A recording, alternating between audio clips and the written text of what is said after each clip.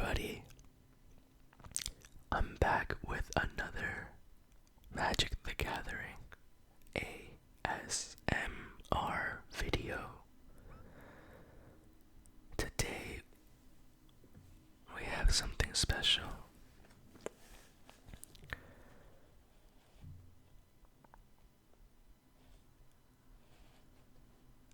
Today we're going to be looking at a few pages of this book called The Colors of Magic Anthology.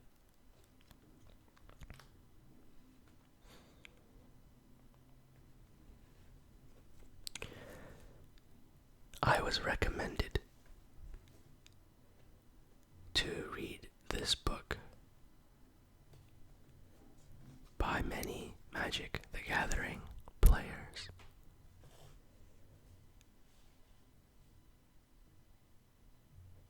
It sort of talks about the lore and the stories within the Magic the Gathering universe.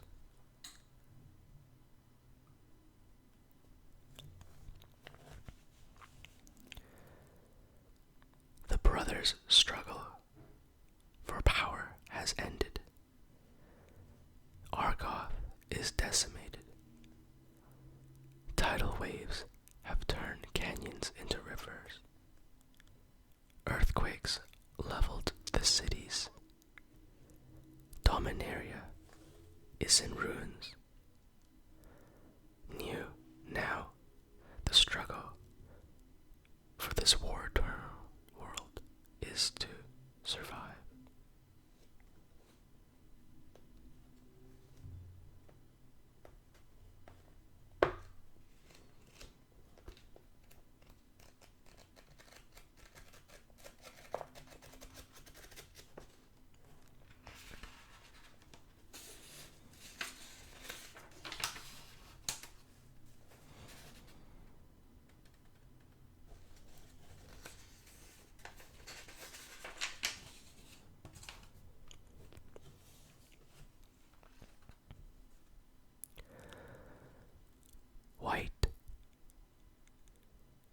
White is the color of temptation and innocence, purity and civility. People characterized by this color love life and longevity, but do so without excess or grandeur. Some see white as childish, a return to youth, but others know it to be filled with focus and a desire to live an uncluttered life. White is for the honest, the righteous, and eager, the decent and civic-minded, who will stand up to protect justice and honor. It is the color of the plains and temples, the color of the scholar and the virtuous knight alike. White is for those who believe in a cause and believe in themselves, for those unafraid to stand up in the face of adversity.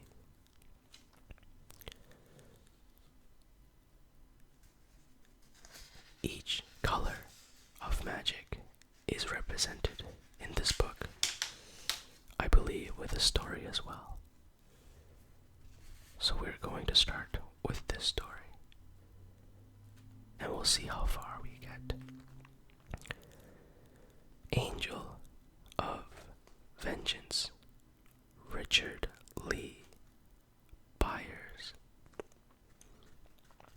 I I have not read this story before. Shining like a star, Kotara was soaring among the constellations when she felt the summons.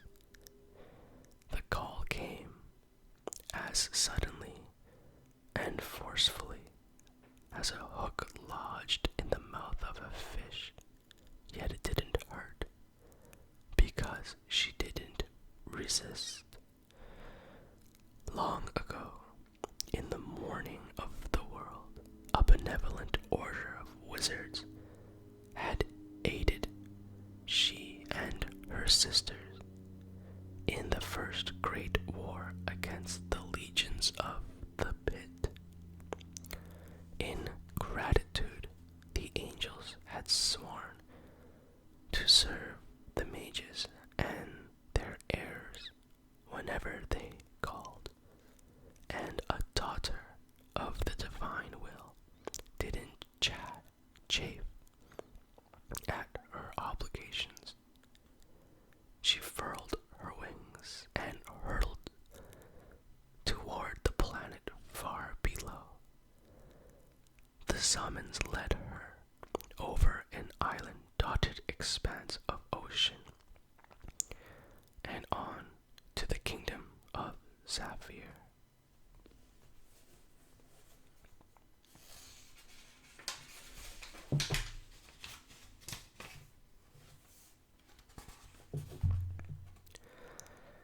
Flying above the rolling dunes of the desert of bones, where a caravan with its grunting tethered camels and scaly hunchbacked Vashino guides huddled around its nighttime campfires. She surmised that the call was drawing her to the capital. That was no surprise. In her experience, wizards mighty enough to command an angel often dwelled in the seats of mortal power. The royal city, with its miles of stupendous walls and deep-watered harbor, its minarets, bazaars, labyrinth streets, and communal wells, was larger than when she'd last seen it 70 years ago. Yet the place, the palace itself, was no different. At one time, the great marble pile had existed in an almost perpetual state of construction, as one proud monarch after another enlarged and improved it. But evidently, those days were over. Now, Kotara could actually hear the baritone voice of the sorcerer who called her. Though measured and precise as a mage's diction must be, it nevertheless throbbed with grief, and her heart ached in sympathy. She followed the sound to the apex of the tallest tower of one of the mansions in the noble's quarter. Her summoner had left the shuttered window open for her entry. Inside was a candle-lit chamber, equipped with shelves bearing jars, bottles, scrolls, grimoires, racks of ceremonial staves, wands, swords, and daggers, a silver chalice, a mortar and pestle, a scrying mirror, an orrery, and other appurtenances of the occult arts. The bitter scent of myrrh hung in the air. The mage himself was young and slight of frame, with the beginnings a scholar's stoop. He wore the elaborate pearl and ivory-colored vestments of the civic.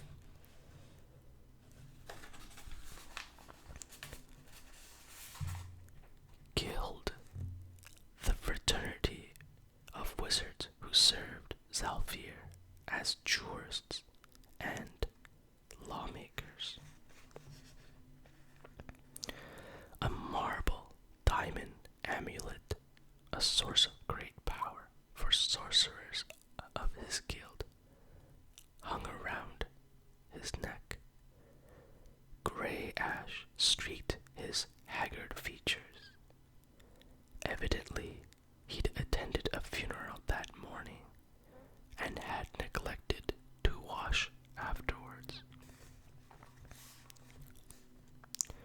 He gasped when the angel appeared to him, momentarily overwhelmed perhaps, as many humans were on first meeting, by the unearthly splendor of her iridescent feathers, the fluid grace of her slender alabaster form, or the radiance of her crystal eyes. "I am Kotara," she said gently. "Come in obedience to your summons." "I feared it wouldn't work," the mage replied. "It's been a long time since I attempted such a spell. In recent years, I've devoted myself to the law of politics, not..." He grimaced. "Forgive me, I am babbling." "There is nothing to forgive," Kotara said. "May I know your name?" "Sabu. Sabu Haji."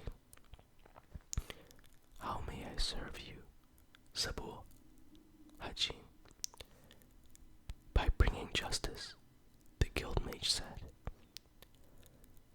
a certain hardness returning to his expression. "5 days ago, one of the Ilmiras murdered my young brother, Axtan, in an alley." Upon hearing the name, Kotara immediately knew, as was the way of angels, that the house of Ilmira was another of the aristocratic families residing in the capital. "Do you need my help to apprehend the culprit?" she asked. "Has he fled the city or gone into hiding?" Sabul laughed bitterly. "By no means. The Ilmaras swagger about the streets as they always have. And why not? My idiot colleagues of the Civic Guild have already held an inquest and decided there's no evidence to link the wretches to their crime." Kotara frowned. "If that's so, then how do you know they are guilty?" "Because they've been bitter rivals of the Hajin for years," the wizard said. "They hate us like Mishra hated Ursa, and have always striven to injure us by every underhanded means at their disposal. Multan Ilmara, the vilest of the lot, actually had the insolence to attend Axtan's obsequies. When he approached me, ostensibly to offer his condolences, I saw the mockery in his eyes and knew that his was the hand that thrust the dagger into Axtan's throat. My uncle, Tartex, the head of our family, knows it too," Sabul continued. "But he will do nothing about it. says ours is an honorable house. We don't stoop to blood feuds or flout the law to strike at our foes. Well, perhaps he doesn't, but I will. I challenge Multam to meet me blade to blade, except I'm no swordsman.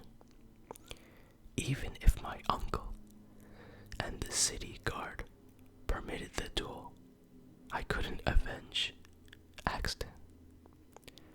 But I could send you to do it for me.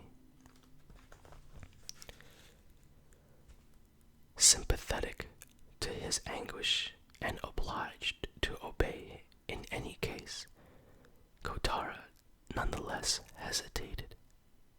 At length she said, "Sabu, master, no wizard has ever summoned me for quite a mission like as this."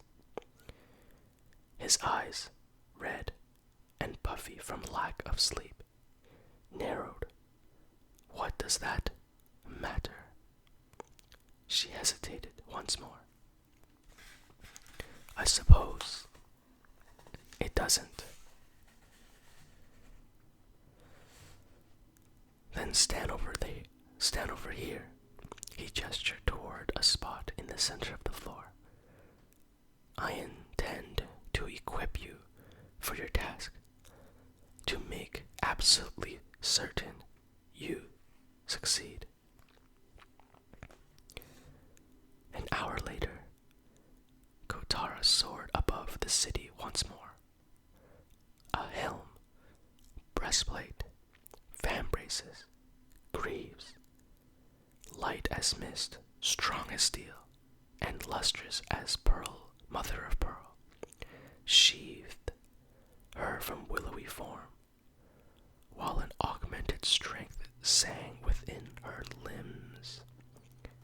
Both the armor and her newfound might were enchantments, manifestations of the magic and law and sanctity, no less than she herself. Yet, for some reason, they felt strange and indeed almost noisome to her. Had it not been Zabul's will that she bear them, she would have dissolved them away. She studied the twisting streets below her like an owl searching for its dinner, though it was late enough that most mortals had long ago sought their beds. A city as huge as this still offered carnal diversions for a privileged and licentious few. Such a man was Multum Ilmera, whose appetite for wine, dice, and harlots had made him almost as notorious as his prowess with a sword. For all that she rarely needed them, the divine will, in its inscrutable wisdom, had given Kotara the instincts of a huntress, and they led her to Multum quickly enough. He and 4 companions were strolling away from a tavern, bawling a ribald song and waving earthen jugs in time to the beat. Even from the air, Kotara could smell the miasma of raw spirit that hung on their breath and oozed from their pores.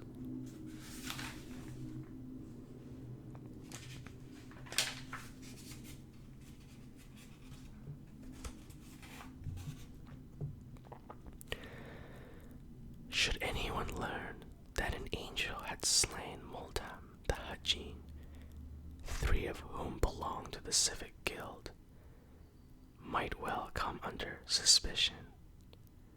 Thus Sabul bade her to do the deed unseen.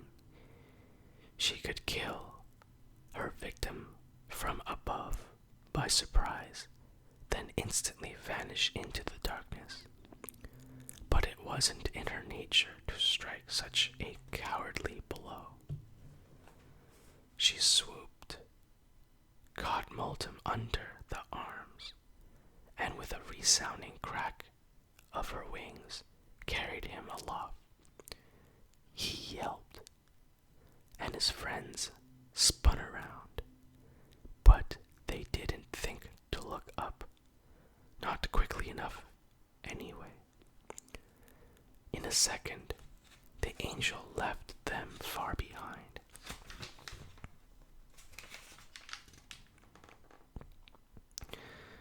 She soared until she sighted a deserted courtyard 2 streets over, then deposited her captive on the dry, hard, packed earth. Multam was a lean man with a saturnine cast of countenance, clad in a gorgeously patterned scarlet caftan, perhaps paralyzed with fear, perhaps calm and canny enough to realize that if he broke his abductor's grip, he'd only fall to his death. But he hadn't struggled during the flight. But as soon as his feet touched the ground, his hand leaped to the ruby pommeled hilt of his scimitar. The weapon was half out of the scabbard when Katara lit before him, and he had his first real look at her. His dark eyes widening, he froze, but only for an instant. Then he finished drawing and came on guard. From the facility of his movements, it was clear that the alcoholic stink notwithstanding, he wasn't drunk. Kotara was grateful for that, at least. So, Multam said dryly, the milksop Hajin have a bit more sand than I imagined, at least enough to conjure up an assassin, if not to fight their own battles. Which one of them sent you, spirit? His voice assumed a mock of lugubrious tone. Was it poor, bereft older brother? Justice sent me, Kotar replied, repulsed by the pleasure he took in Sabul's grief. That's all that matters. Liar, Multam said. Justice set me free in open court only yesterday. But it's all right. I've never killed a creature like you before. I wonder, if I cut you, will your master feel the pain like in all those old tales? Quick as a panther, he sprung at her.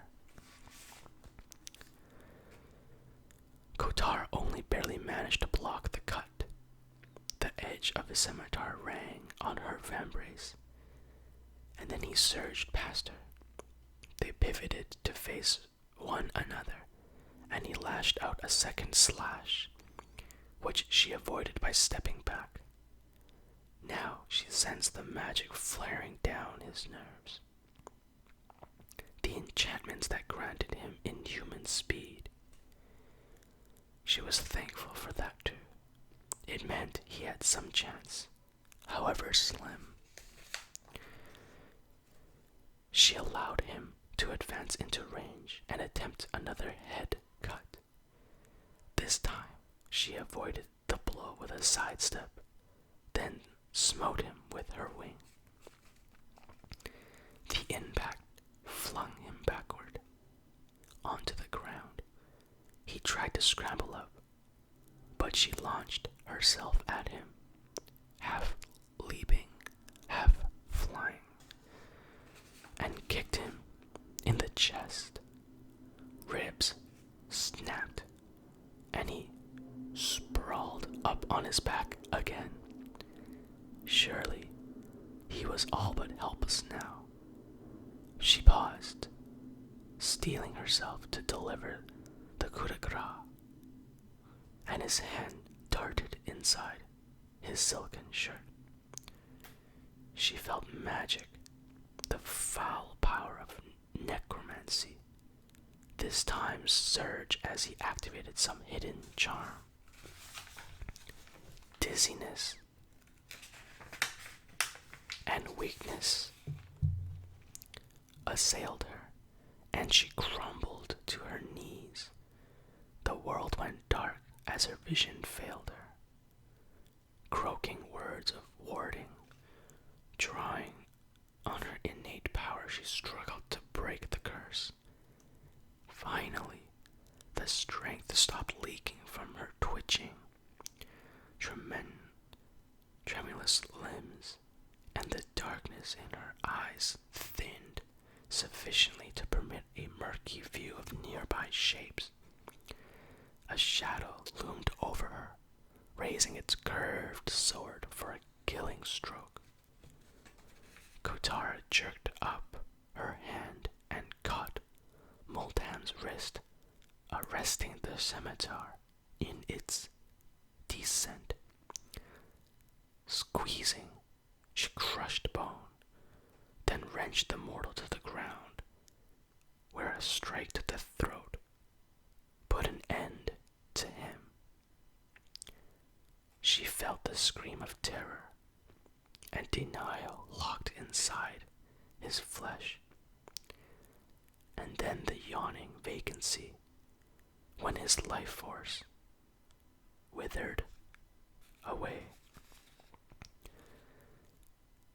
As she knelt beside him, shuddering and waiting for the rest of her strength to return, she reminded herself that Multam hadn't denied murdering Sabul's brother.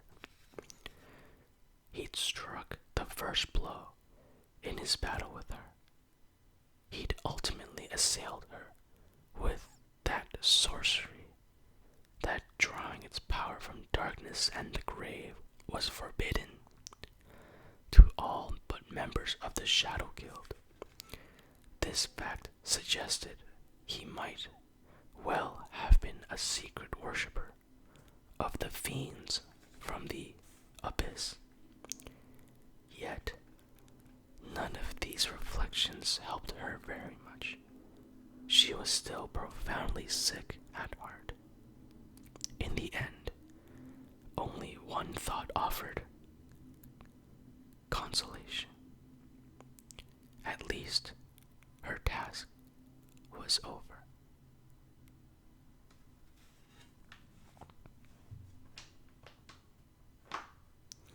The story continues a bit longer, and I will continue it in a future video.